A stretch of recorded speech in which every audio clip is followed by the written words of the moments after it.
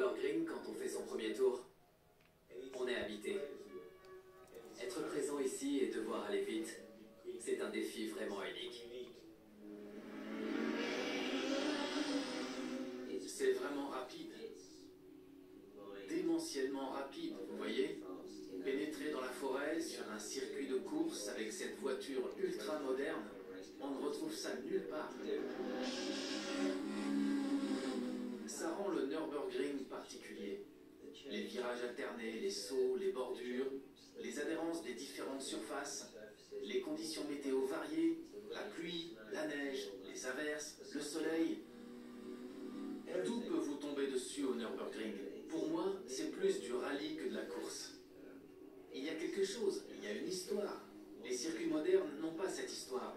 C'est l'enfer vert. Il est habité par tous les célèbres pilotes de course que nous avons admirés.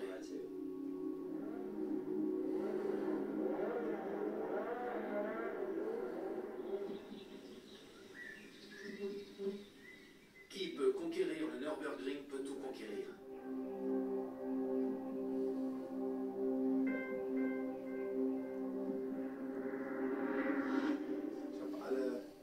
J'ai participé à toutes les grandes courses classiques dans le monde. Pour moi, le Nürburgring est la meilleure. Même devant le Mans.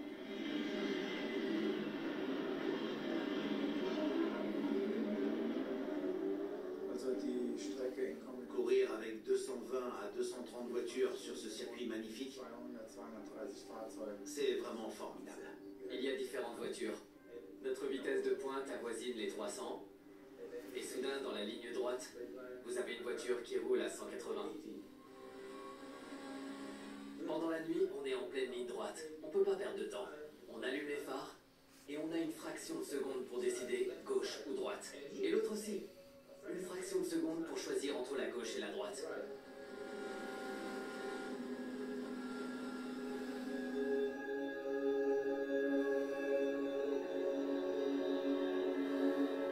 C'est comme se tenir sur le fil d'un rasoir en se disant « je peux tenir en équilibre ». La piste est assez dangereuse, car les zones de dégagement sont très petites. À certains endroits, il n'y a qu'un mètre d'herbe avant les barrières. On ne peut pas faire la moindre erreur. Ça nous coûterait la course.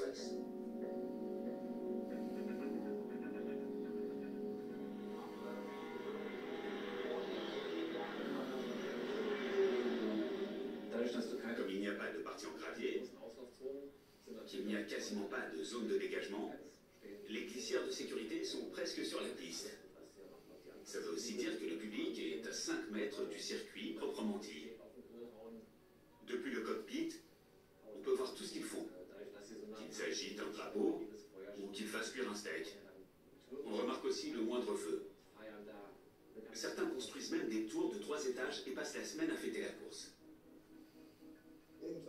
Il peut toujours se passer quelque chose d'imprévu sur ce circuit. Au moment où l'on croit que tout est sous contrôle, que tout se passe bien, l'instant d'après, tout change. 8 pilotes au volant de 2 BMW M3 GT, 2 occasions d'imprimer notre marque sur cette course. On verra où on en sera après 24 heures.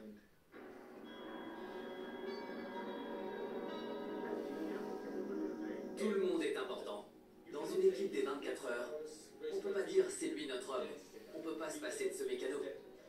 Parce que depuis les gars des pneus, celui du carburant, du chauffeur du camion jusqu'à l'ingénieur de la voiture, tout le monde a un rôle important dans l'équipe. Nous savons que nous devons ne faire qu'un pour gagner cette course. Il s'agit d'une équipe avec un seul objectif, et c'est gagner les 24 heures du Nürburgring.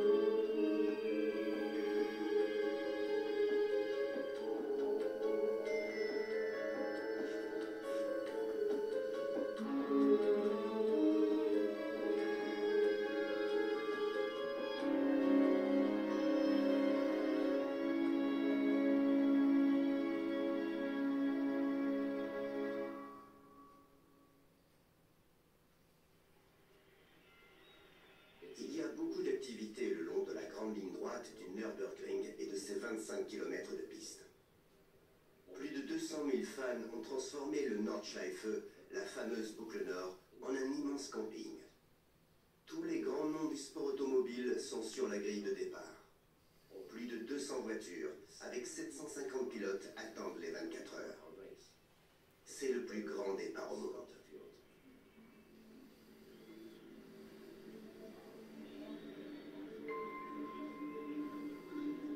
Porsche est là, Audi aussi. Bien sûr, on peut aussi croiser Lamborghini, Ferrari et Mercedes. Ils veulent tous s'affronter sur le circuit le plus beau et le plus difficile du monde.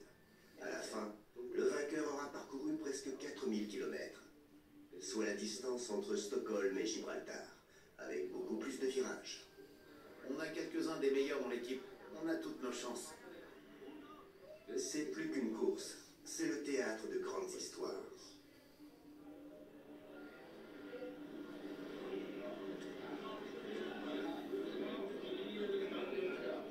Chez Audi, nous courons après une victoire depuis bien longtemps. Demain sera peut-être la bonne. Merci. BMW a souvent remporté la victoire, par exemple l'an dernier. C'est une question d'honneur. Ils sont de nouveau en compétition avec leurs deux M3, mais également avec les mêmes pilotes. Une des plus grandes courses de la planète. Elle est très particulière. Il y a des milliers de personnes.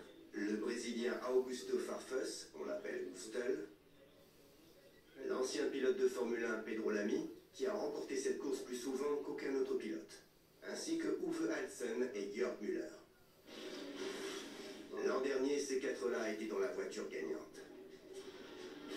BMW a eu de la chance. La victoire ne tenait qu'à un fil. Le feu au dernier arrêt au stand. La boîte de vitesse qui ne marche plus. Mais tout s'est bien terminé. Pour moi, le finish de l'an dernier a été chargé en émotion. J'ai failli pleurer. Après 24 heures, quand on voit le drapeau à damier, le monde bascule. Pour moi, c'était une expérience unique. Le moment où la voiture franchit la ligne d'arrivée restera à jamais gravé dans mon cœur.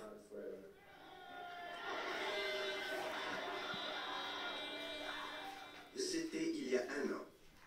Depuis, BMW se prépare à défendre son titre. Pour nos 8 pilotes, le premier rendez-vous de l'année fut le shooting à Munich en février. Mais qu'est-ce que tu fais là? T'as l'air en forme. Je suis content de te voir. Je suis allée à Madère. Ça fait aussi partie du Portugal. C'est magnifique. Tu auras un nouveau casque. Et il n'y a pas que ça qui change. C'est un vrai travail. Parfois, on donne l'impression de s'amuser, mais dans les faits, c'est un travail ordinaire. On doit être performant. Je crois que tu as tes réponses. Tu ne peux pas tellement faire la fête le soir. Pas de fête du tout. Voyons ce qu'il y a. C'est presque Noël. Plein de cadeaux. Des tas de nouveaux Je trucs. vais te dire, tu pourrais avoir une poutre apparente. Quand t'es sur le podium.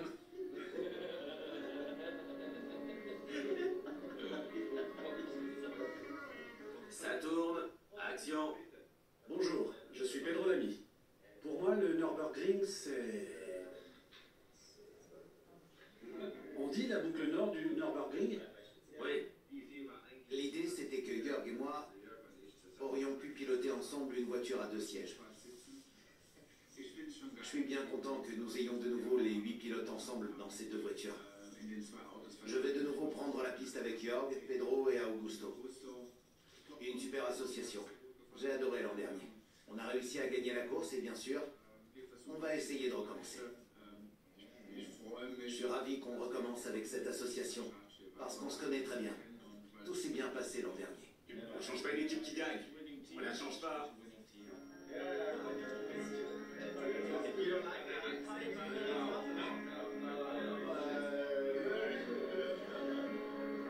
Un peu plus amical. Maman appelle. Réponds. Celle-là est mieux que l'autre. Ça va très vite. C'est très très long. Des virages rapides qui nous compliquent la vie. Il y a également 200 voitures. C'est un sacré défi. On a tous la même tête. Oui, c'est à cause du maquillage.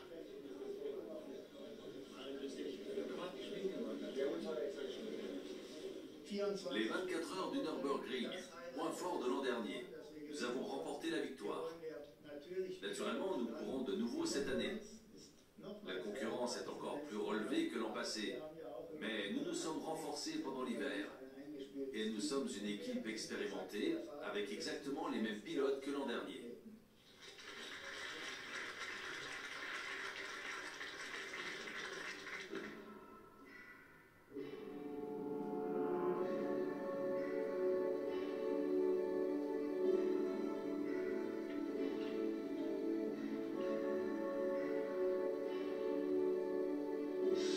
C'est le jour J, test préparatoire pour la course de 24 heures. En 24 heures, ça fait à peu près 3800 km. Notre objectif, c'est de courir 5000 km. On va faire de la route en 3 jours. Vers 55 environ, les feux seront au rouge.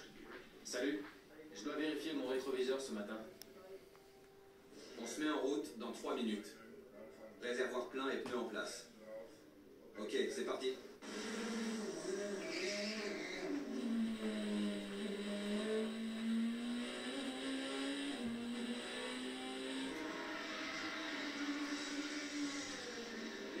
Là, nous sommes à Imola. Je me suis pas assis dans la voiture depuis 5 mois. Je me suis bien préparé pendant l'hiver, en tout cas, je l'espère. Je suis content d'être de retour sur la piste, avec toute l'équipe. J'ai hâte de voir ce que ça donne.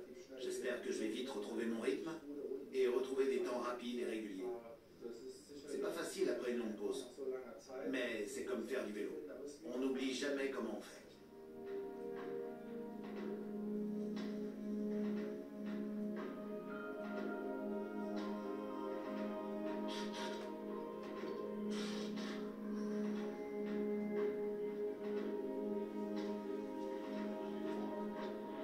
Elle souvire un peu à l'entrée. L'anti-patinage sur 4. On démarre à 6, on revient à 4. La première chicane est très glissante. D'accord. On va voir ce que tu donnes.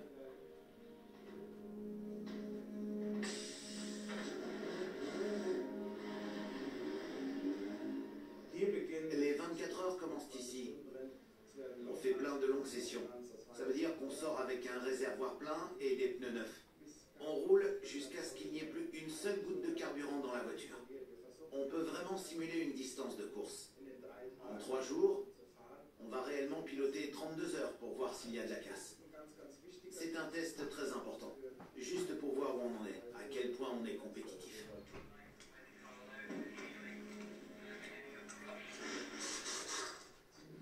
La voiture s'enfonce et on la perd pendant le rebond. Ça veut dire que le tour ne sera pas parfait. Mais ça ne vient pas de l'avant. Pardon? Ça ne vient pas de l'avant. Non. De l'arrière. Après avoir viré, il faut redonner un coup de volant. Parce que l'arrière commence à survirer. Ça fait qu'on n'a plus assez de vitesse dans le virage. Et c'est là qu'on perd le plus de vitesse. On fait un rapport précis avec nos ingénieurs après chaque session. Tout est scrupuleusement noté.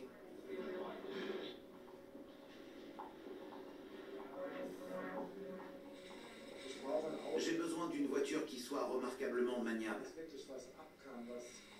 Elle doit être capable d'endurer un passage sur les bordures. On a tellement de situations différentes. C'est pour ça qu'on essaie autant que possible d'adapter la voiture au pilote.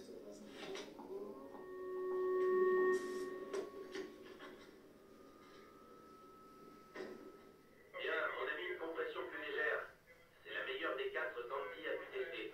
Vas-y doucement sur le tour de chauffe, en attendant que la température monte et que la pression augmente. Ensuite, tu peux faire la suite de la session. Ton réservoir est de nouveau plein. On essaie l'anti-patinage au démarrage.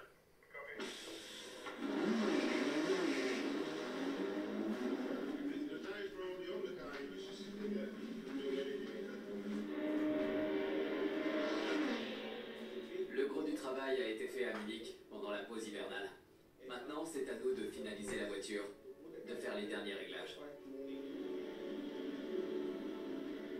Là, on vire à droite et on arrive au carrousel. Après le carrousel, le Brudgen, un petit saut, je crois que c'est par là.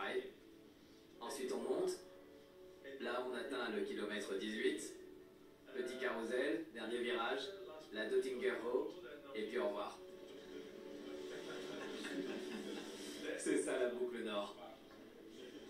On est comme des enfants. Quand on a un nouveau jeu, on veut l'essayer. On essaie de voir comment fonctionne l'ordinateur, mais on veut savoir comment est le jeu. Oh, c'est froid. Au final, c'est un travail d'homme. Il y a beaucoup d'assistance électronique, beaucoup de capteurs. La télémétrie est très sophistiquée. Les ingénieurs peuvent quasiment tout faire sans les pilotes. Mais au final, c'est une affaire d'homme, de feeling. C'est une question de feeling.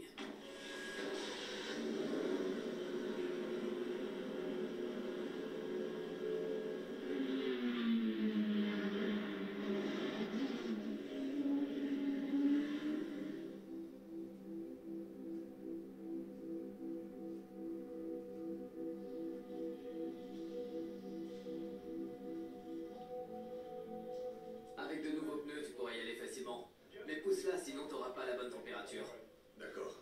Il y a de l'aquaplaning sur la ligne droite? Ouais. L'anti-patinage est toujours actif. D'accord.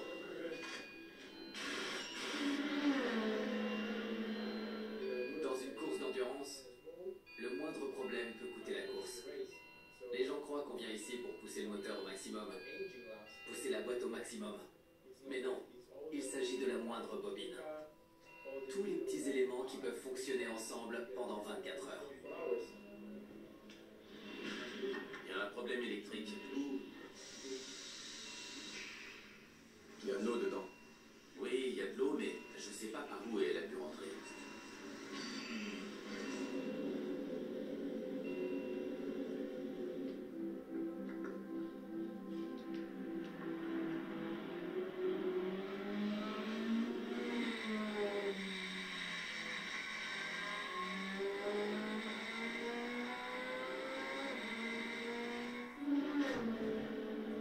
On fait faire tout un tour à la voiture pour pouvoir indiquer où sont les problèmes. C'est ce qui permet aux ingénieurs d'observer et de trouver où est le pire virage et comment la voiture évolue au cours de la journée. C'est du boulot d'ingénieur. On les aide à creuser les problèmes plus profondément et à voir comment la voiture évolue dans la journée. C'est ça le boulot des pilotes.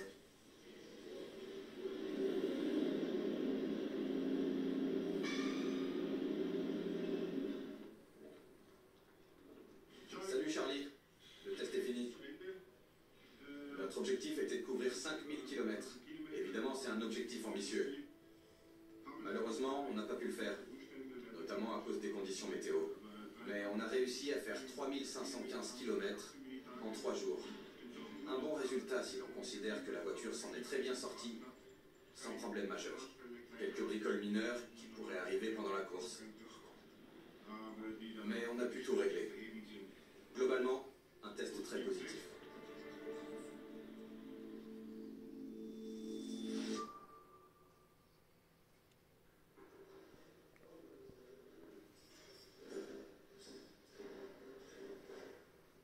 La M3 a fait beaucoup de tours de piste à Imola.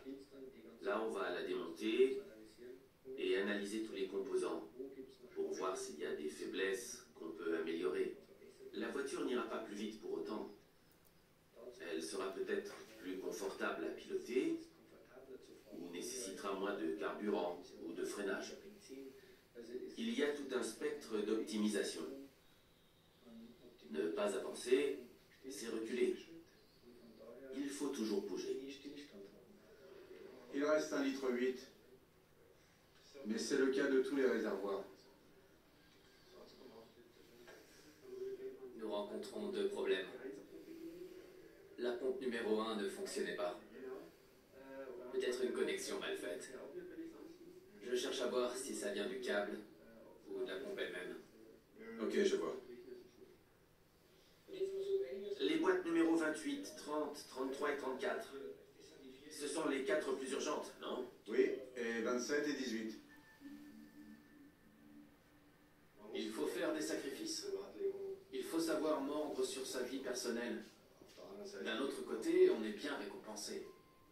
Quand on travaille jusqu'au bout de la nuit et qu'on poursuit un objectif pendant des mois, si on gagne la course, tout est oublié. C'est le rêve absolu pour un mécanicien que de travailler sur une telle voiture. accroché dans un rayon de 2 mètres. Et moi, je travaille dessus tous les jours. C'est super. On a un bon équilibre entre un travail hautement professionnel et des blagues de temps en temps. Mais chacun sait ce qu'il a à faire. On peut difficilement comparer ça à une autre équipe. L'ambiance et la cohésion sont au top. Ça fonctionne à 100%. De temps à autre, il y a une petite querelle, comme dans un couple. Mais après, ça disparaît. On travaille tous dans le même but, et c'est ça qui compte. Quand on a travaillé avec les membres de l'équipe pendant tant d'années, qu'on a voyagé ensemble, travaillant pour un même objectif, c'est-à-dire gagner la course, alors tout le monde se connaît très bien. C'est une philosophie qu'on cultive ici. C'est ce qui renforce l'équipe de l'écurie Schnitzer.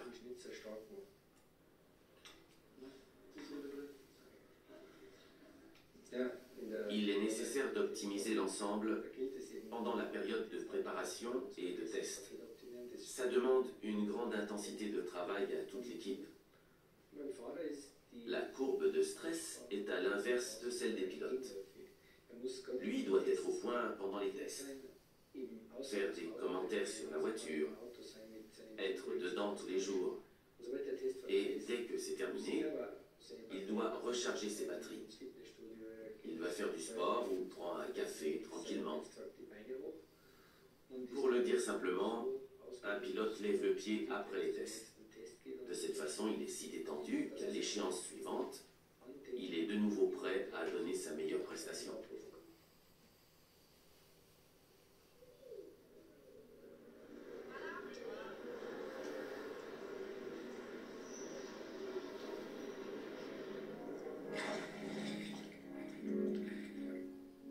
Monaco est l'endroit idéal pour recharger ses batteries et rester en forme.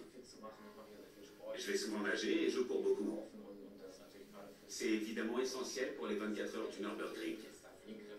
On est soumis à des accélérations comme nulle part ailleurs. Et on passe beaucoup de temps dans la voiture.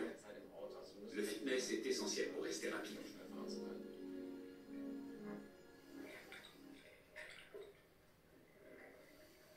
L'époque de Jackie Stewart est révolue depuis longtemps. Toutes les fêtes qu'il y avait et que j'ai connues au début de ma carrière, c'est plus possible aujourd'hui. Il faut être préparé à 100%. Sinon, ça se voit tout de suite dans vos temps. Il faut se préparer physiquement et mentalement. L'équipe aussi se prépare comme des professionnels. Les pilotes doivent en faire de même. C'est un gros avantage que tant de pilotes vivent ici. Comme Augusto. Il habite à 2 pas de chez moi.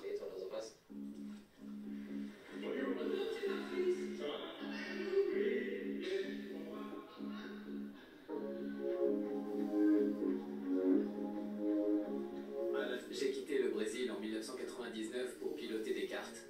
Fin 2006, j'ai emménagé à Monaco. Honnêtement, pour un Brésilien, Monaco est ce qu'on peut trouver de plus ressemblant en Europe. On est au bord de l'eau, on se réveille le matin, on voit la mer, on voit le soleil briller. Rien ne peut remplacer le Brésil pour moi. Mais à Monaco, je peux me sentir un peu plus proche de Curitiba.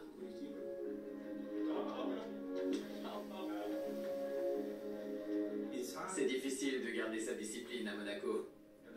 J'ai mon appartement, j'aime l'endroit. Je fais du sport et j'essaie de rester en forme. Mais c'est difficile. Surtout quand il faut prendre un avion 2 ou 3 fois par semaine. On voyage, on fait des tests, on revient. Il faut reprendre ses habitudes sportives. Je suis heureux, je remercie Dieu tous les jours pour la vie que j'ai. Mais c'est pas aussi facile que les gens l'imaginent.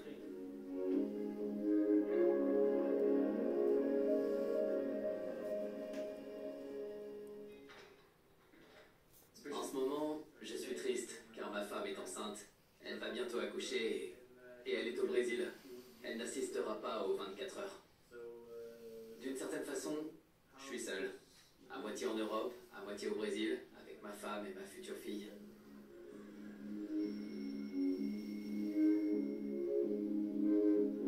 Salut Augusto. Salut Jörg, mon ami. Qu'est-ce que tu fais? aménagé. On fait un tour en scooter? Ouais, ça me va. Je peux être à ton appartement dans 1 heure avec le scooter. Ok, rendez-vous en bas.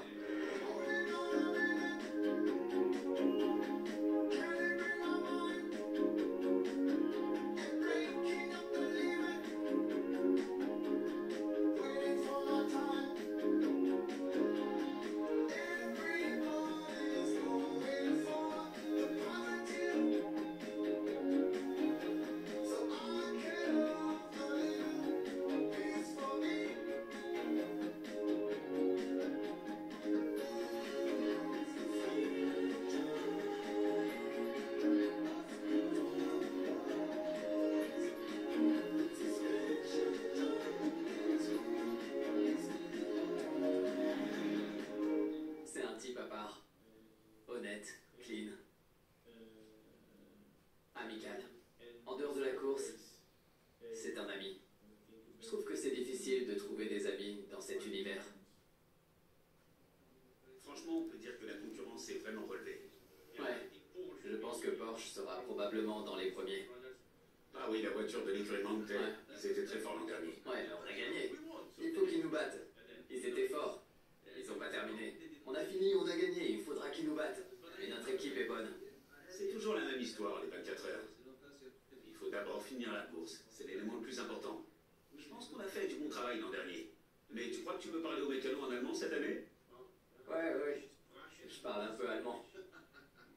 J'essaie d'apprendre. C'est difficile. J'essaie. Je connais même pas le nom des virages.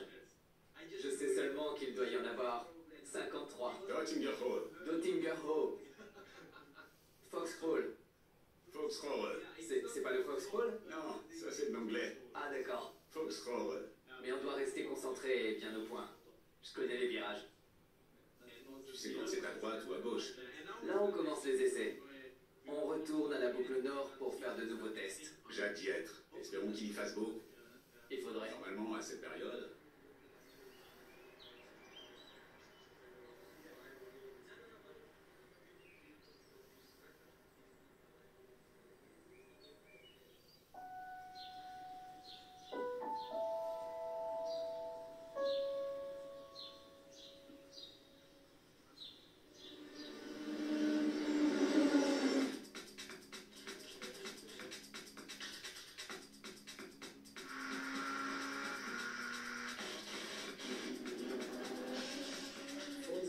Le Nürburgring est le plus long et le meilleur circuit au monde.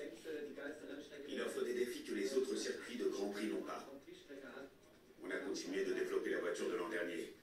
Il faut qu'on vérifie que tout fonctionne bien. La voiture touche le sol, elle saute. Il faut changer la suspension. C'est pour ça qu'il est très important pour nous de la tester sur la boucle nord, afin de préparer correctement les 24 heures. Parfois on freine en montée, parfois en descente. Parfois ça saute, parfois souple, rapide ou entre les deux. On sait que la voiture fonctionne bien sur un circuit. Puis on vient ici, et on se dit, fini, on recommence tout. C'est complètement différent. Ouais. Absolument. Mais c'est marrant. C'est marrant. J'aime l'odeur des saucisses autour du circuit. C'est bon. Surtout les jours de course avec des barbecues. C'est ça. Il y a un type au deuxième manège avec un drapeau BMW. Tu l'as vu? Chaque année, il est là. À chaque tour de piste, il fait flotter son drapeau. Il est toujours là. Toujours avec le sourire. On est assis dans la voiture et on sourit comme ça. Mais ça se voit pas sous le casque. Ouais. Mais on sourit comme ça. Plus dedans qu'une boîte de vitesse. Quand on s'assied dans la voiture, c'est comme une montée de sève. Ça devrait toujours être comme ça. En fait, on devrait rouler plus souvent sur la boucle nord. Le mieux dans ce genre d'essai, c'est qu'une fois qu'on est sorti des stands, il n'y a plus personne en vue. Un tour tout seul dans la boucle nord, C'est vrai. c'est l'idéal. Ouais. Le soleil brille, que demander de plus? Sortez les transats. Voilà. Mais ça manque d'auteurs. Le massif de l'Eiffel, c'est cool. La voiture semble soupirer là. Je tourne plus au centre du virage. L'adhérence est moins bonne là. D'accord, compris. Retour au stand. Tu as fait 8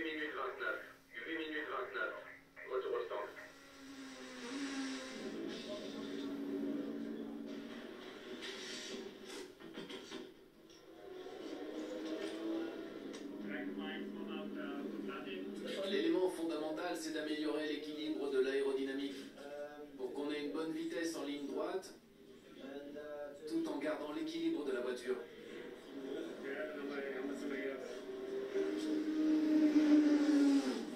La voiture ne touche pas du tout. Le seul endroit où elle touche, c'est dans la pneu, le gauche-droite. Ouais, un petit peu, mais ça reste normal.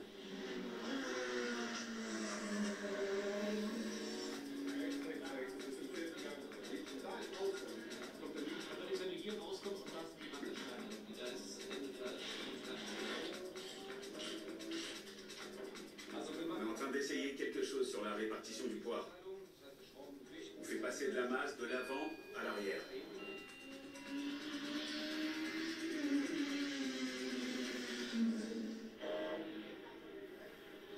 C'est bon, tu l'as entendu? Tu repères ce que c'est? Je ne peux pas monter. Non, mais après 2 ou 3 essais, ça finit par passer. Et ça reste en 4e. Ça ne descend pas. Ça ne descend pas. Avec ce train de pneus, j'ai peu d'adhérence. Je prends au centre et je vais se virer. On devrait mettre Dirk dedans directement, et pas Andy, non? On est un peu en retard. On essaie différents programmes avec 2 voitures. Et on tente de transmettre le meilleur de chaque voiture à l'autre.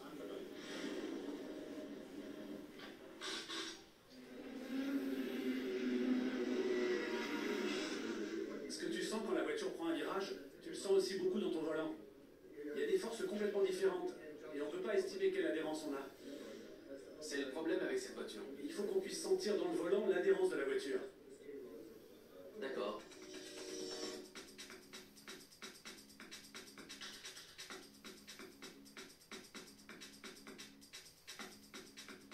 Ouais, c'est mieux comme ça. Ok, on garde ça. Faut refaire le plein.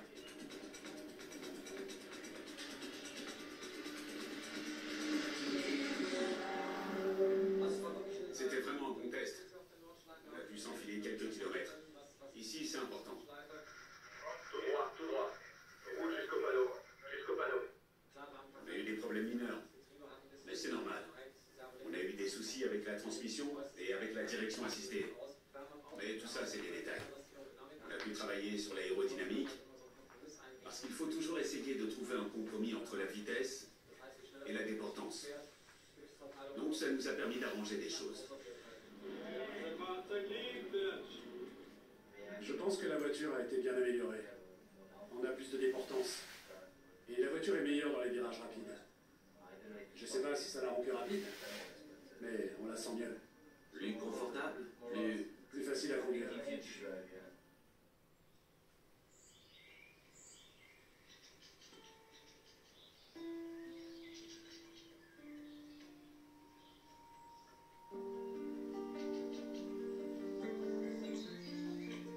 Bien sûr, c'est bon que la journée soit terminée.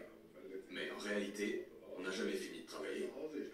On sort de la voiture, on rentre chez soi, mais on pense toujours à quelque chose. Pour ça, c'est super que je puisse appeler Charlie Lam à tout moment. Parfois, ça arrive qu'on parle pendant 1 heure au milieu de la nuit, et à la fin, il me dit « Dirk, on a déjà terminé là. » Peu importe si on a quelque chose, ils veulent le savoir. Et on veut échanger des informations aussi. Simplement parce que c'est important. Tout doit être au point à 100%.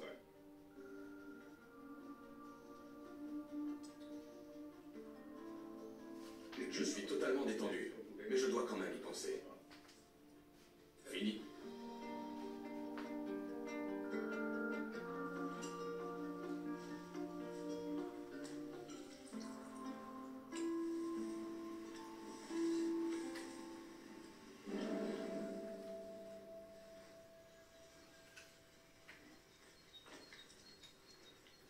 Je me suis battu 20 ans pour vivre ce rêve. Je suis devenu un pilote d'essai BMW à 40 ans, et je suis heureux comme un enfant. Le mieux, c'est que je peux vivre ça en étant pleinement conscient que je vis un rêve. Je profite de chaque seconde où je m'assieds dans la voiture et où je travaille avec cette équipe. C'est vraiment le plus haut niveau. Au bout de 20 ans, c'est une forme de récompense pour moi. Je me promène ici avec un grand sourire, c'est formidable. C'est la course la plus importante pour moi. Je n'aurai pas beaucoup d'autres occasions à l'avenir. Surtout avec une aussi bonne voiture. Les 24 heures du Nürburgring, je veux les gagner. Et je vais me battre pour ça. Je suis tout proche. Peut-être cette année.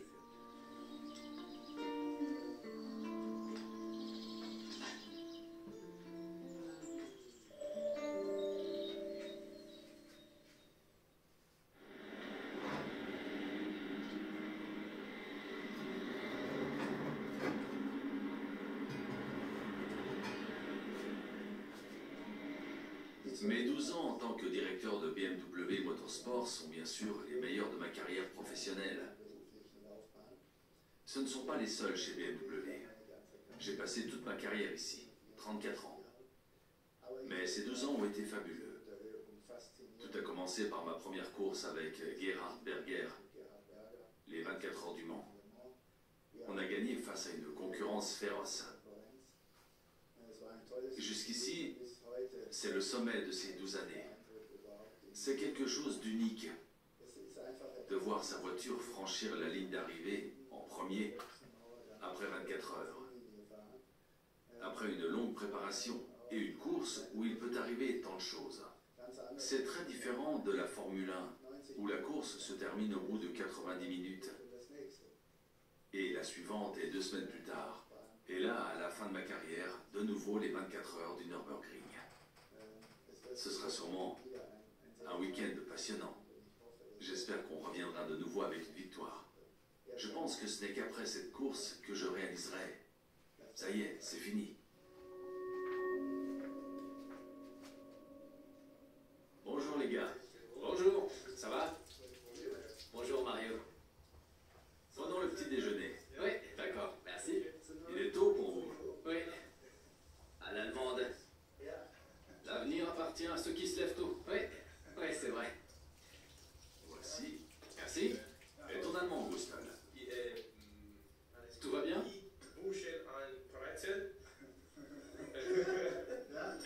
J'ai à peu près compris là. Tu dois pouvoir l'améliorer encore. Il y a de quoi faire mieux, oui. Sur un circuit normal, on peut mettre 2 roues dans l'herbe. On peut louper son freinage et couper le virage. Au Nürburgring, si on rate son freinage, on se crache. On met 2 roues dans l'herbe, on se crache. Oui. C'est ce qui nous complique bien la vie. Pour moi, c'est la course la plus difficile de la saison. C'est le circuit le plus difficile sur lequel j'ai roulé. On n'a pas le droit à l'erreur. Et comme dit Andy, tous les virages sont très rapides. Pendant les 25 km, il y a 2 virages en seconde. Les autres sont en 3e, 4e ou 5e. Et c'est dur. Et le crash n'est pas une option.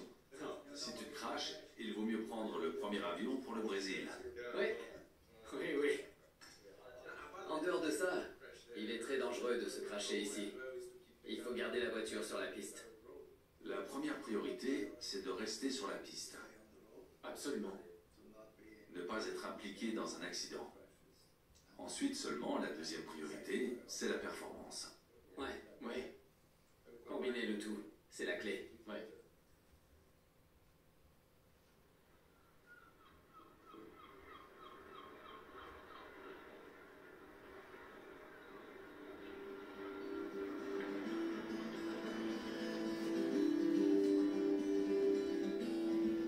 Guernesey, c'est chez moi avant tout.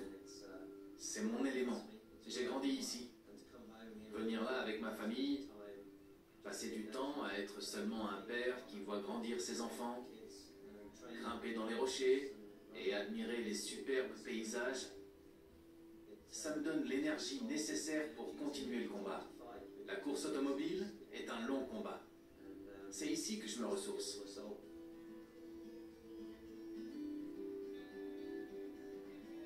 Il y a eu beaucoup d'essais, il y a eu beaucoup de préparation, mais là, c'est l'instant de vérité. Je suis venu recharger mes batteries, me préparer pour un week-end très mouvementé.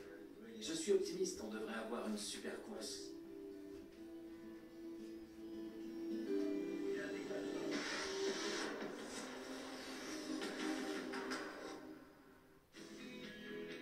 Avec ma meilleure amie, on s'est fait un mini-week-end à Etango.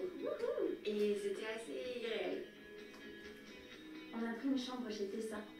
Une artiste incroyable. Tous ces objets dans notre chambre, je sais pas, l'atmosphère c'était vraiment magique. Carrément.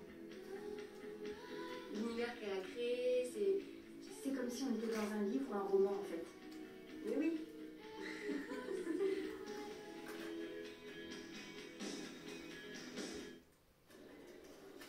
Une fossette. La fossette. Celle dont vous êtes tombé amoureux. Et si vous ne l'aviez pas vue?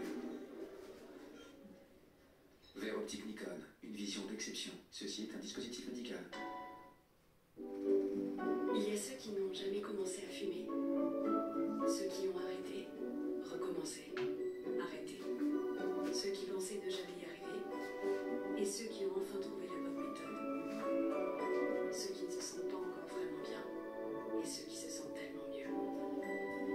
50 millions de Français vivent sans tabac. Rejoignez-les. Bienvenue dans un vie sans tabac.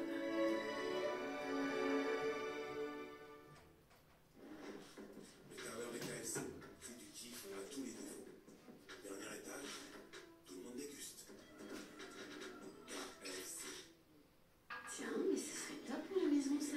On s'y sentirait encore mieux, Gunther et moi. On serait de plus en plus proches et on s'amuserait tellement avec tous nos amis. Jardiland, cultivez votre bien-être. Le set balcon Cusco Éclose est à 89 €. Petit futé, nouvelle formule. Découvrir une destination, mais surtout la vivre. Encore plus de photos, d'expériences et les coups de cœur de nos auteurs locaux. Votre guide de voyage devient interactif, avec des vidéos, des playlists et des adresses géolocalisées autour de vous. Petit futé, des bons plans et des expériences à partager. Nouveau, déodorant Axe Big Fresh.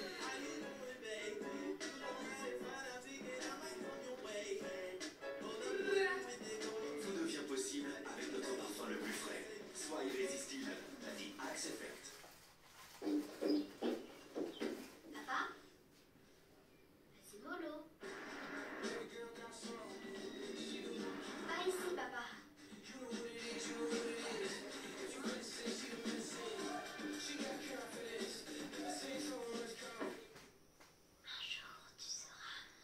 Nouveau Skoda Enyaq Coupé LV 100% électrique à partir de 369 € par mois seulement grâce au bonus écologique.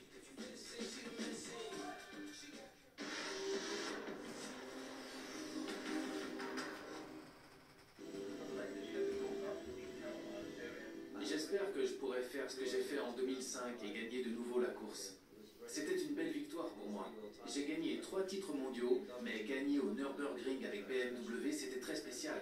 Avoir gagné cette course me permet de comprendre en quoi c'est spécial.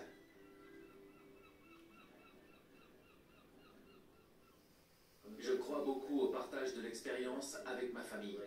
Ils me motivent, ils me font aller plus vite. Je dois continuer à avoir du succès pour pouvoir les nourrir. Ils ont grandi sur les circuits avec moi, ils ont grandi dans une maison avec des circuits où on parle de voitures. Malheureusement, ce magnétisme a attiré mon fils. Je l'ai poussé vers le football. Je l'ai poussé vers n'importe quoi d'autre, mais il veut piloter des karts. T'as vu? Je crois que c'est pas mal.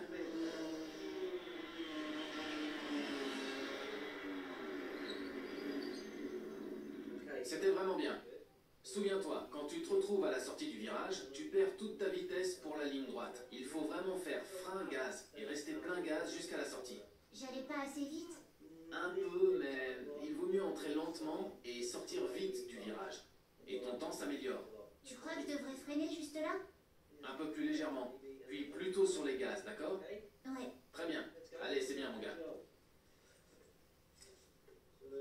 C'est très bien. Beau travail. Super, c'était excellent.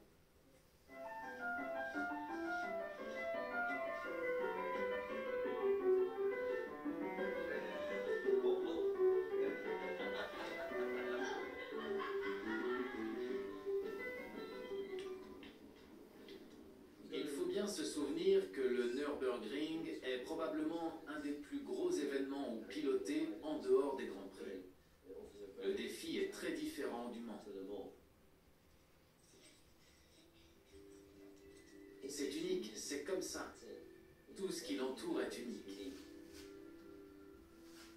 300 000 fans qui sortent du bois, qui viennent vers les stands, qui vont et viennent dans les stands et qui retournent ensuite dans les bois. On ne peut pas faire ça sur un Grand Prix de nos jours. C'est tellement verrouillé. Combien de laissez-passer il y a? Personne n'y a accès. Cette année, je pense que 18 voitures peuvent gagner. Elles veulent toutes gagner. Les grandes marques. C'est le précaré de BMW. La pression est là. Ça va être les 24 heures de Nürburgring les plus rapides.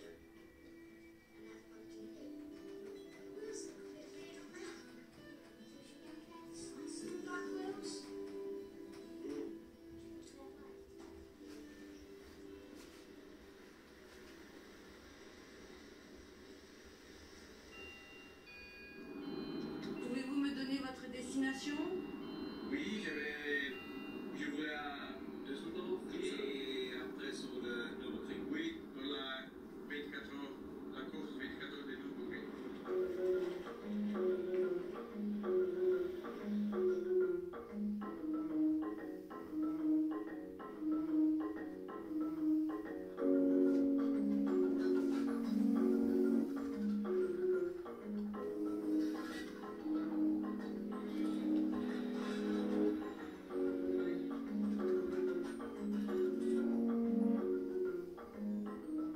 Faire encore une fois sa valise.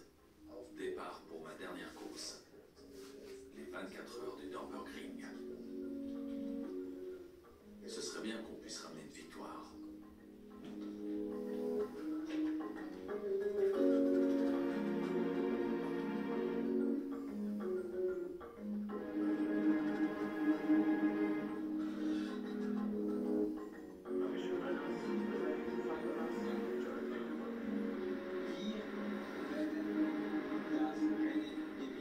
Bien. Tu sais ce que ça veut dire? Est-ce qu'on va gagner? Non, on va gagner. Oui.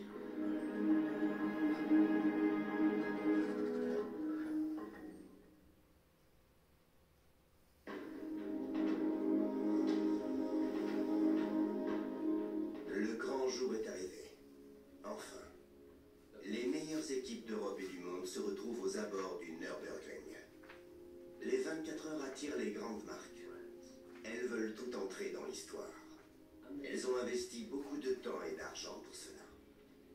Mais elles partagent les stands avec des équipes de passionnés venus participer à une des dernières aventures de ce monde, comme à l'âge d'or de la course automobile.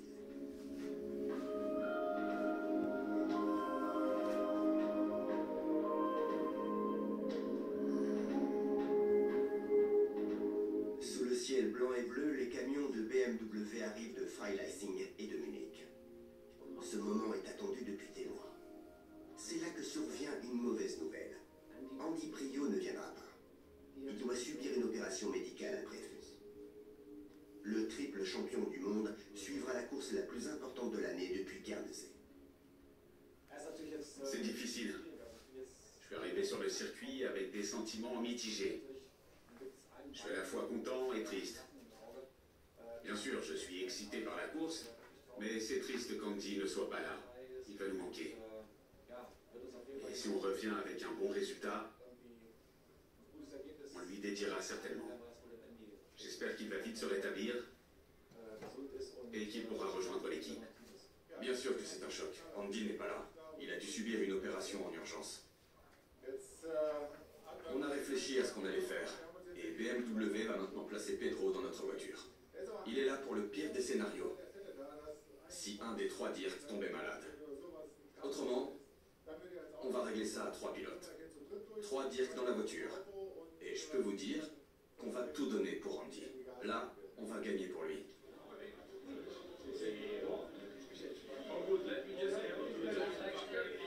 C'est le jour des retrouvailles.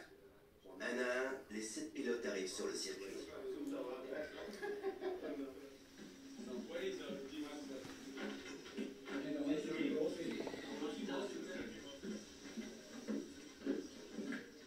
Je mangerais bien des frites. Une saucisse et des frites. Pedro Lamy sera le joker. Il pilotera les 2 voitures. Quelles sont les prévisions météo? Alors, les prévisions. On devrait avoir des intempéries. Pour Pour être plus précis, il pourrait pleuvoir demain et vendredi. On a quand même de bonnes chances d'avoir un temps plutôt sec pour samedi. Et dimanche? Dimanche aussi. Naturellement, au fil du temps, on verra comment évolue la météo. Mais ça va forcément jouer. Évidemment, les essais ne seront pas les mêmes sous la pluie. On a 7h30 d'essais avant la course. La boucle nord est un long circuit. Il pourrait y avoir de la pluie sur le circuit Grand Prix et une piste sèche sur l'autre portion. C'est là que la radio devient essentielle pour avoir une bonne communication. Il faut des personnes expérimentées dans les stands, parce que la boucle nord n'est pas un ordinateur. C'est pas une simple affaire de mathématiques.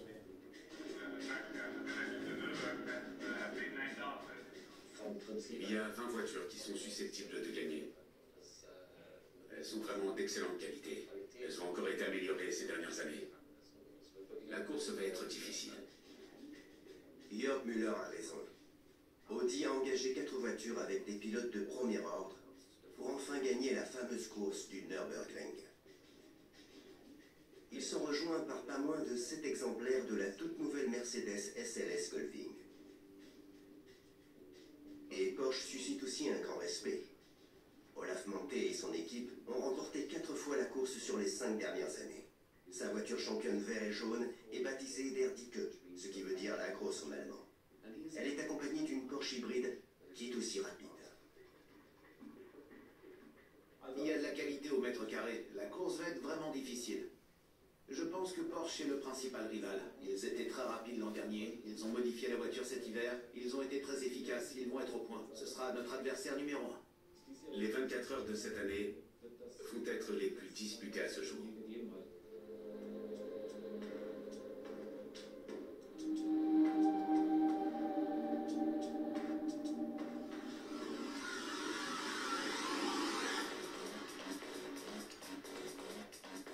C'est la plus grande course de 24 heures. C'est un événement immense. C'est une échéance très importante pour Porsche et pour les autres constructeurs. Enfin le départ. 200 voitures se frottent aux qualifications. On considère que la position de départ n'est pas décisive pour les 24 heures. Mais on peut sentir la tension. C'est une question de prestige. Et ça répond à une question très importante. Est-on assez rapide ?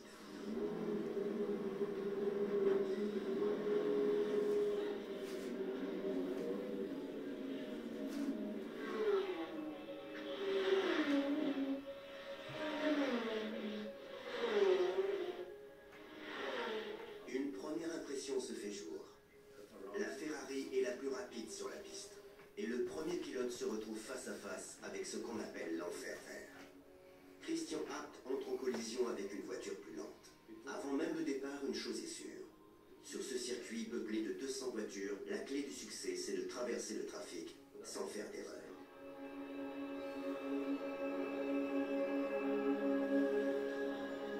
Là, j'ai tourné et il m'est rentré dedans. D'accord. Remets-toi bien.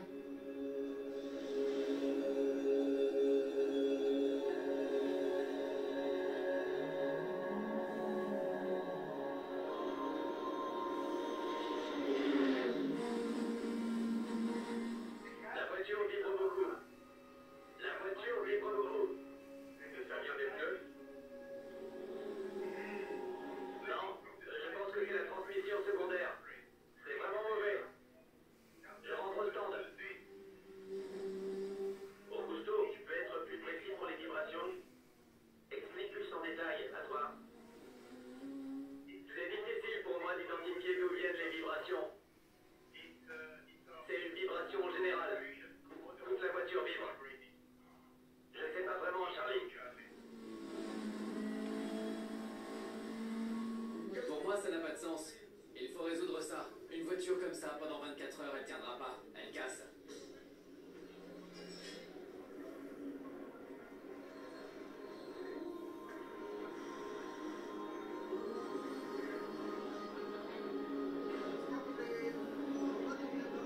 Pendant que l'on s'affaire pour trouver d'où vient la mystérieuse vibration, Dirk Müller emmène la deuxième voiture sur le circuit. L'enfer vert est vicieux. Les glissières de sécurité sont dangereuses, c'est un défi. Il y a d'innombrables combinaisons de virages qu'il faut connaître comme le fond de sa poche.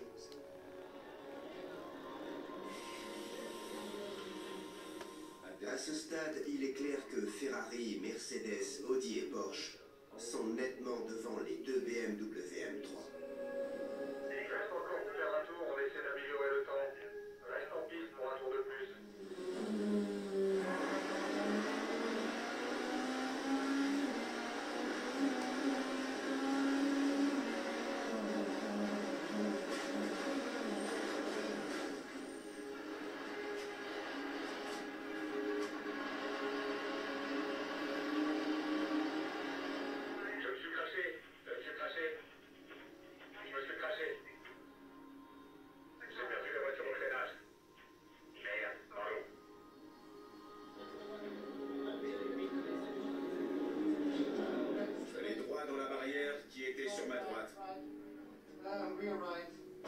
J'ai essayé d'amortir, mais j'ai pas mal de dégâts côté droit. Tout va bien? Ouais. Y a quoi comme dégâts? Oublie, par ici. On n'a que 2 éléments à changer, voile moteur. On ne fait pas d'autres essais aujourd'hui. On va encore avoir un retard d'une demi-heure. Une voiture est endommagée sur la piste.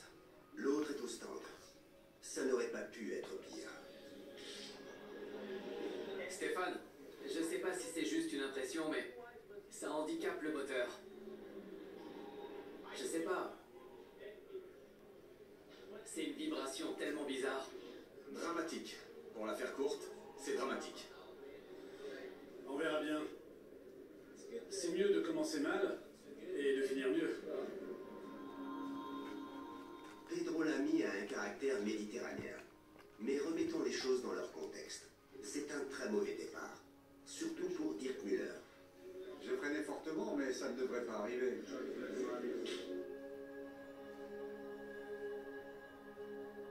Les deux voitures sont entièrement démontées et remontées. Une première longue nuit pour les mécaniciens. Et les 24 heures n'ont pas encore commencé. L'équipe technique, ce sont des héros de l'ombre. Ils préparent la course sur plus de 24 heures.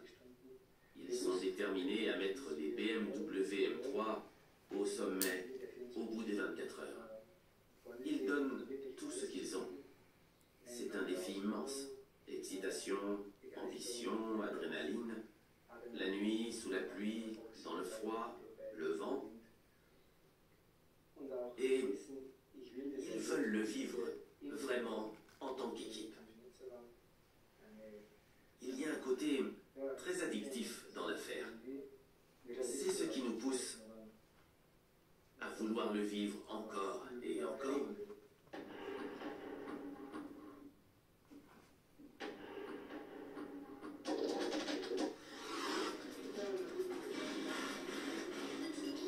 Nouvelle journée, nouvelle chance. Plus précisément, dernière chance de voir où en sont les voitures.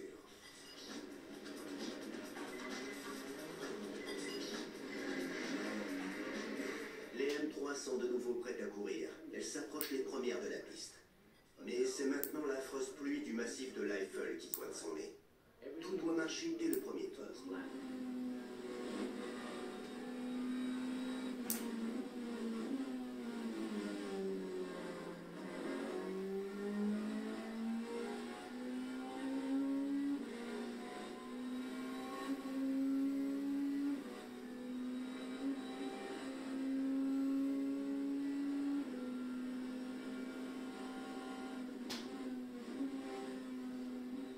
Le résultat est plutôt bon.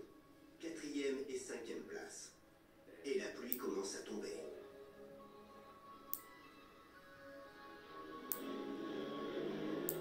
Super. Vraiment, bien joué.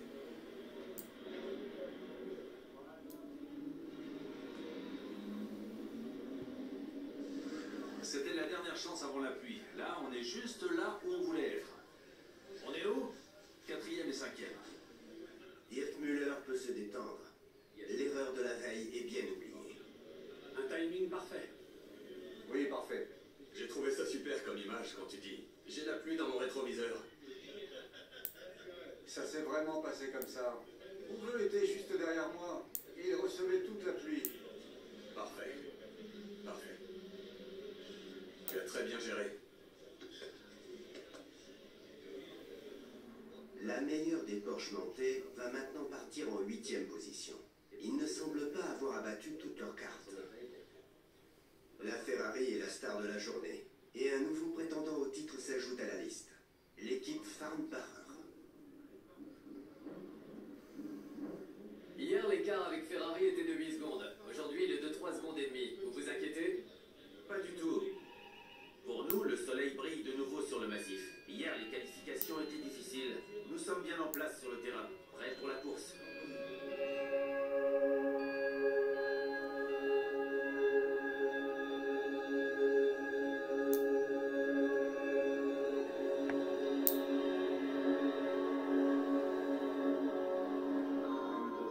Quand on franchit le tunnel pour accéder au stand, on prend une grande inspiration. C'est le moment. C'est un instant de grande tension, de concentration. Le temps file jusqu'au départ de la course. On peut presque dire que c'est le début d'un rêve. Il y a une autre sphère de concentration. Puis, c'est le moment de donner tout ce qu'on a. Le jour de la course commence plutôt mal. Il bruine, la piste est trempée, plutôt typique du massif de l'Eiffel. Chaque contact que vous avez pendant la course, que ce soit un contact léger ou important, il faut qu'on le sache. Dans quel virage? Et si vous avez senti quelque chose sur la voiture? D'accord. Merci. Toujours pour les équipes. Pour les pilotes de la voiture 1, quand vous aurez un moment, on parlera de l'ordre. Mais on peut faire ça après. Merci. Bonne course à tous. Merci.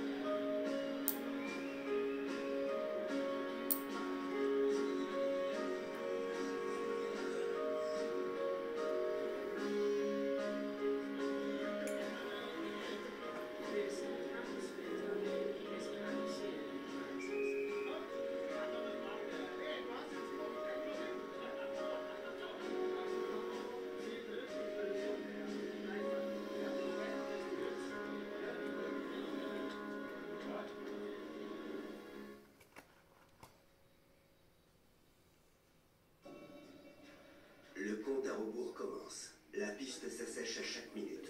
Toutes les équipes mises encore sur les pneus pluie.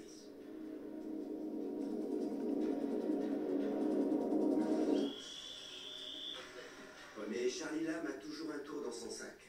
Il fait monter des pneus demi-slick au dernier moment. Trop tard pour que ses adversaires ne réagissent. En espérant qu'ils ne se remettent pas à pleuvoir.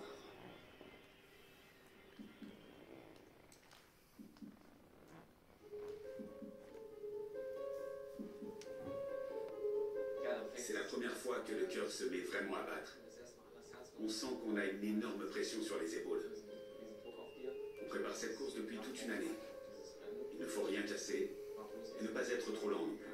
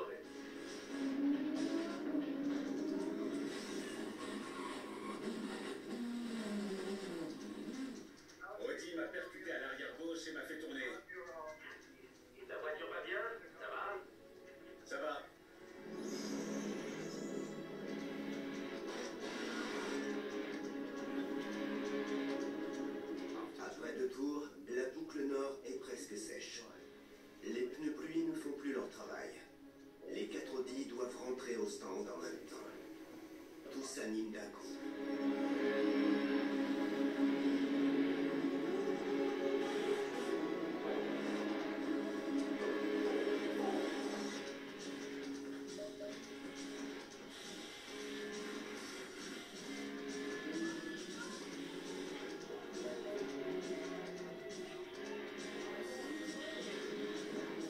Les adversaires de BMW perdent un temps précieux.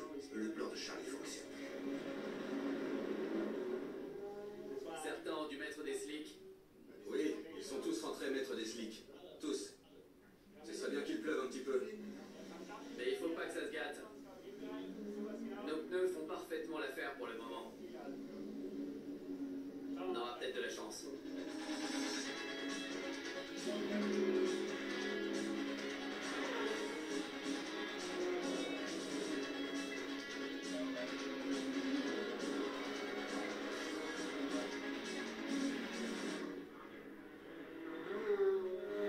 Dirk, tu es le plus rapide sur la piste.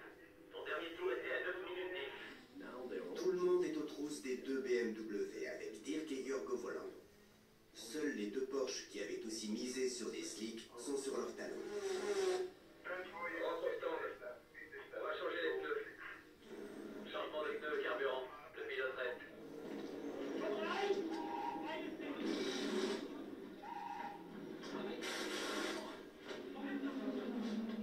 Toi sur l'allumage. Toi sur l'allumage. Démarrage.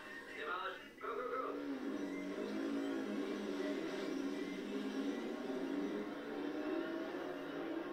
Tout se passe comme prévu. Les Müller sont en formation de combat.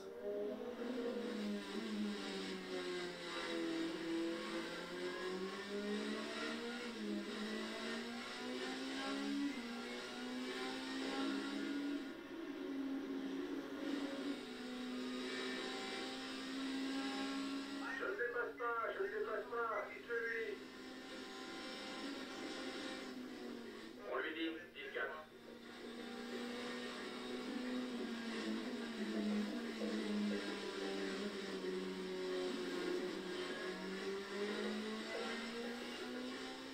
Changement de pilote. Pedro Lamy. On change, vieux. Ouais? Prépare-toi à changer. Là? S'il te plaît.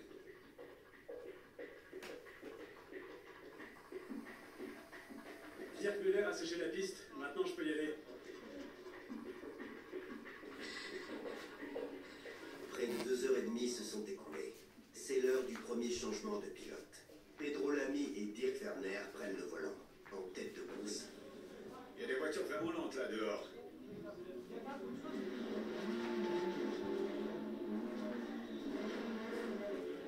C'était plutôt bien et assez marrant. T'es content? Il y a beaucoup de choses à dire, y compris dans les autres écuries. Parfois, on était à 3 ou 4 de front. C'est une sacrée bagarre jusque-là.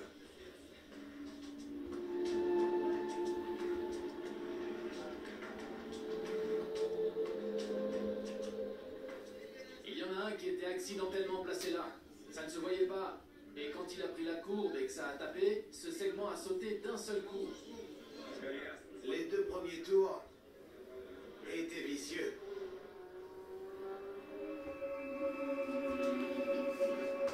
De 21h jusqu'au drapeau à damier, la course a très bien démarré pour BMW. Peut-être un peu trop.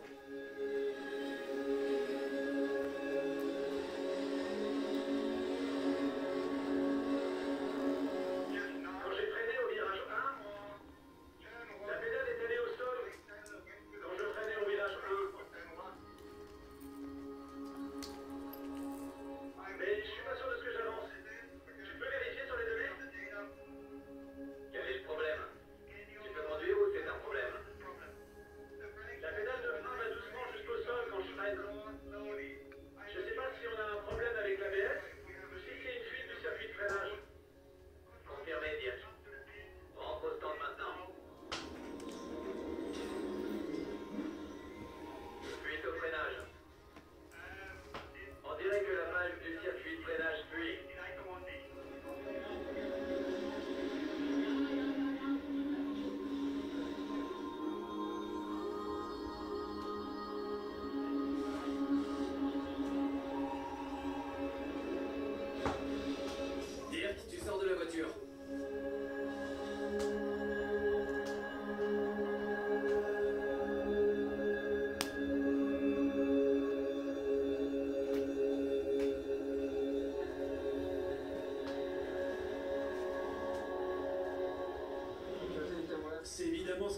arriver de pire. On a déjà perdu 3 tours. Et on travaille encore sur la voiture. Ça veut dire que la victoire est hors de portée, là. On va réparer la voiture, y retourner, et piloter aussi vite que possible. Peut-être qu'on pourra tenter de faire un comeback, comme l'an dernier. C'est fini. Dirk Adolphe ne remportera pas sa course favorite. Comme l'an passé, ses espoirs s'envolent avant même qu'il ait pu piloter. Et les mécaniciens essaient encore de trouver la fuite sur le circuit de freinage.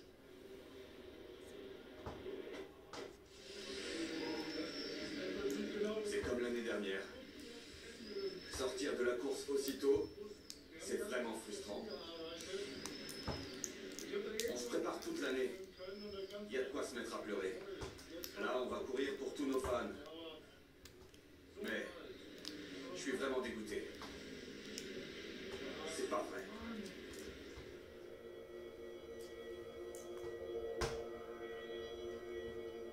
Pour la voiture des 3 Dirk, la course est terminée. Mais l'autre BMW est en plein duel à grande vitesse avec la Ferrari. La première place est en jeu.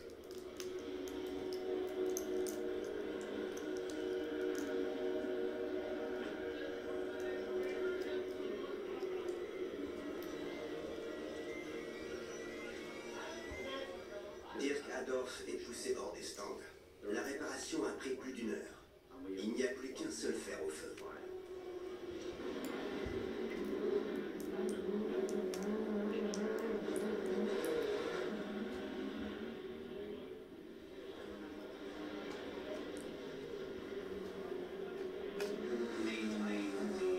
Pedro Lamy est en tête. Tout ce qu'il a à faire, c'est dépasser les voitures les plus lentes aussi vite et prudemment que possible.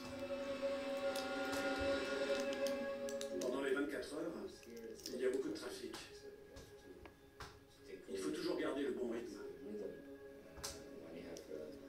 Quand il y a beaucoup de trafic et qu'il y a des accidents tout autour, il faut vraiment ralentir.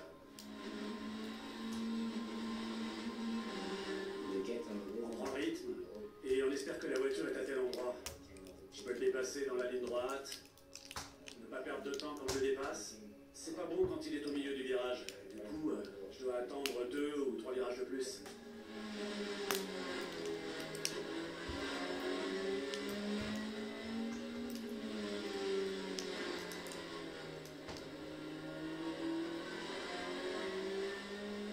Finalement, il faut avoir de la chance. Ou au moins, être dans la norme. Ne pas être malchanceux. Si on fait du bon boulot, on peut avoir un bon résultat. Si on n'est pas malchanceux.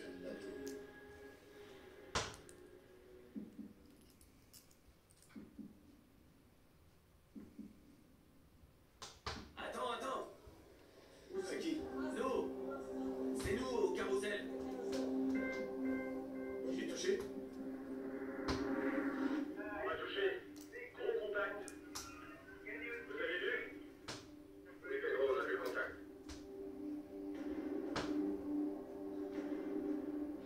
Pedro, on a vu le contact.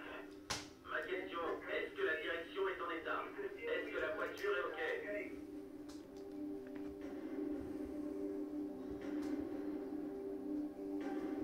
La direction est équilibrée. Tout va bien. L'antipatinage redémarre. L'aileron est cassé. On change l'avant de la voiture. L'aileron est cassé. On change l'avant.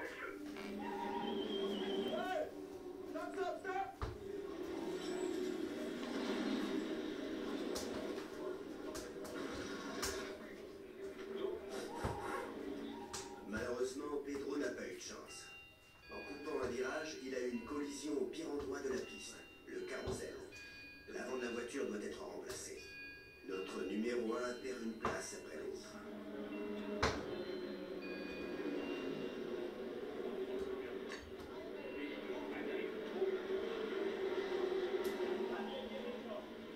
Pour le patron Mario Tyson, les chances d'obtenir un bon résultat dans sa dernière course diminuent à chaque instant, même si l'équipe accomplit des exploits. Ils ont réparé les dégâts en moins de 3 minutes. La BMW M3 reprend la course en 5e position et la chasse commence.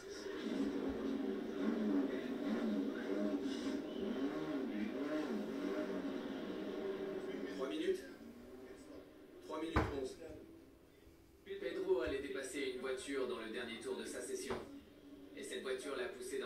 Il n'a pas pu empêcher qu'il y ait contact.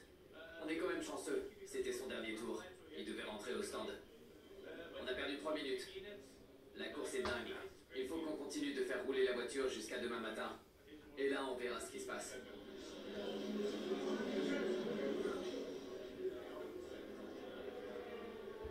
Un nouveau problème survient. Celui-ci pourrait être fatal. Les officiels de la course n'ont pas apprécié la manœuvre de Pedro Lamy. On parle de disqualification.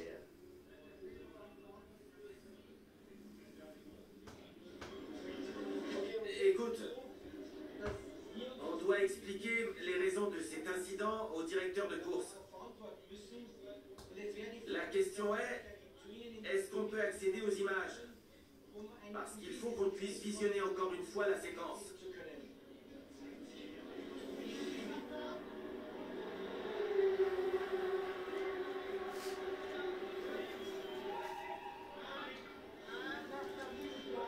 Pedro Lamy, très déçu, cède sa place à Augusto Farfus dans la voiture. En coulisses, les patrons de l'équipe tentent d'éviter la catastrophe.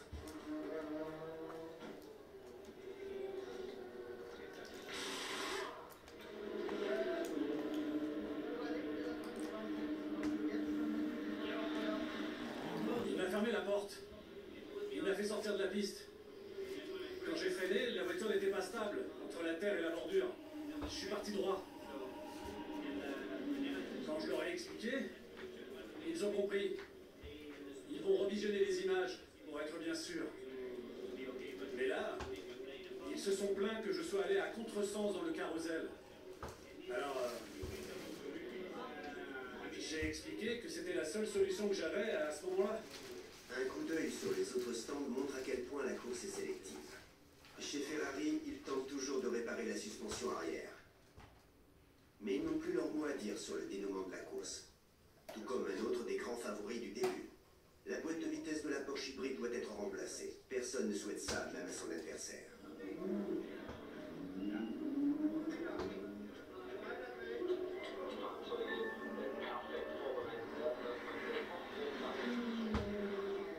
La nuit tombe sur le massif de l'Eifel.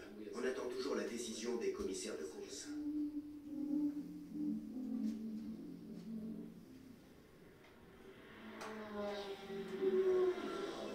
On ne se pose pas de questions. On continue de rouler sans attendre la décision. On ne peut rien y faire. Charlie, as-tu le message des officiels? Jack, tu m'entends? Oui, Charlie. Ils le mettent au tableau d'affichage pour indiquer la pénalité.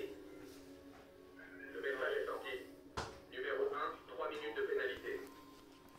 On fera ça à la fin de ce tour. Ou du suivant. Je vais lui dire. Augusto, on a une pénalité de 3 minutes. Par les commissaires de la course. À cause de l'incident de Pedro Lamy. Arrêt au stand pour 3 minutes.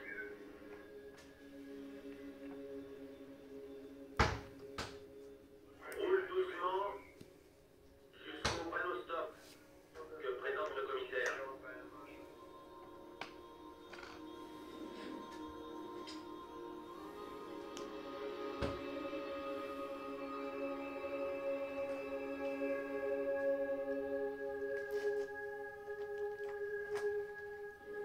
Démarre le moteur, Augusto, s'il te plaît. 2 minutes 30. 2 minutes 30. 5, 4, 3, 2, 1, go, go. La voie d'accélération est libre. Sors des stands, sors des stands. Le directeur de la course a établi qu'il y avait eu une violation de la règle. On considère que la sanction est légère. On l'a accepté tout de suite.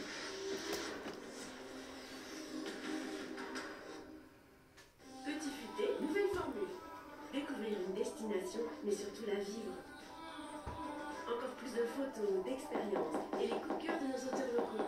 Votre guide de... Ils ont été plutôt compréhensifs au final.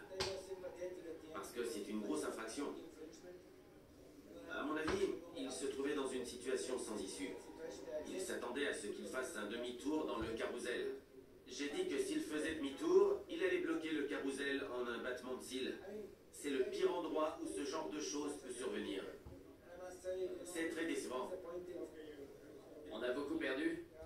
Je dirais que l'incident lui-même, c'est 2 minutes. Donc en tout, ça doit faire un tour. Environ 11 quelque chose. En tout, ça nous coûte un tour, c'est ça? Quasiment un tour, oui. C'est malheureux, Charlie. Uwe se bat comme un diable. Il fait nuit et la pluie recommence à tomber.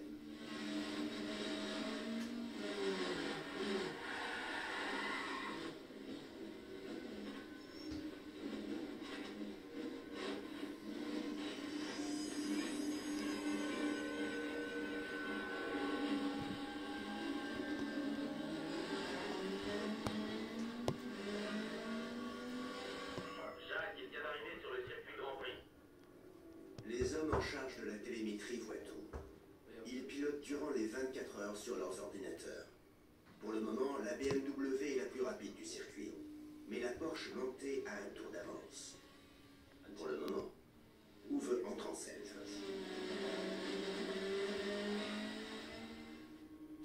On n'imagine vraiment pas la vitesse qu'on atteint en pleine nuit. C'est absolument incroyable. Complètement dingue. Roulez moins 10 secondes sur le passing.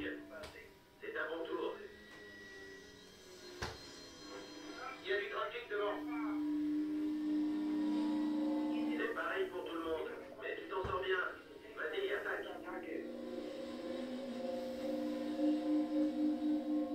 On a des pensées qui nous viennent en tête. Normalement, on devrait se dire, ne fais pas ça, ça n'en vaut pas la peine, ça va trop vite, il faut les faire taire. Mais en tant que pilote, ça ne vous vient pas en tête.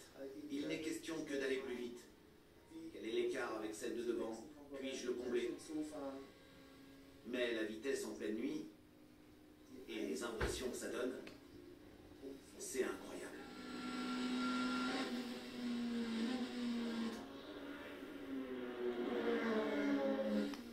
Nouveau record sur Swift. Meilleur temps au tour. La voiture va bien. Aucun problème. On peut continuer comme ça.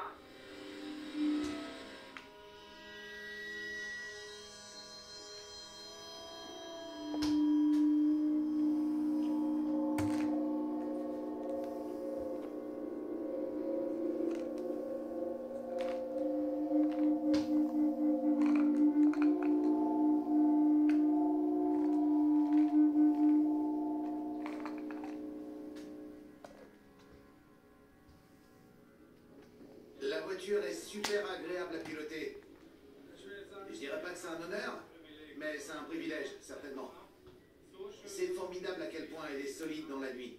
Si vous étiez assis dans le siège passager, vous vous seriez dit, ce type est complètement dingue. Mais ça a marché, c'est délirant. On a réussi à combler l'écart qu'il y avait entre nous et la voiture de tête. À quelle vitesse on a roulé? Plutôt vite, non? 10 secondes de moins par tour. D'accord. Comment est la voiture? Excellente à piloter. Le premier train de pneus n'était pas prêt. J'ai dû les amener à température avec un virage à 360 Mais degrés. tu ne l'as pas annoncé. Hein? Mais tu ne l'as pas annoncé. Je l'ai dit après coup. Oui, d'accord. Quand je fais ça, je peux pas parler en même temps. Ah oui. Je dois d'abord voir dans quelle direction je vais aller. Je vais voir quand tu dois être présent ici. Je vais voir ça avec les autres. Surtout Charlie. Je dois avoir 6 heures devant moi, là. Oui. Mais tu dois être là 1 heure avant. Ouais. Quand on sort de la voiture et qu'on voit les gens autour qui viennent aux nouvelles, qui écoutent ce qu'on a à leur dire sur la voiture et sur l'état du trafic, ce sont des moments fascinants. Vous savez, on se bat en équipe.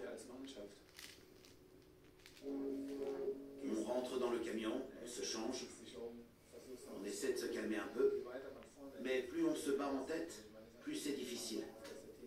On espère que l'équipier suivant va faire une bonne session, qu'il va garder la position. On suit le classement pendant un moment, puis on va va à l'hôtel, on se douche et on essaie de gratter quelques minutes de sommeil.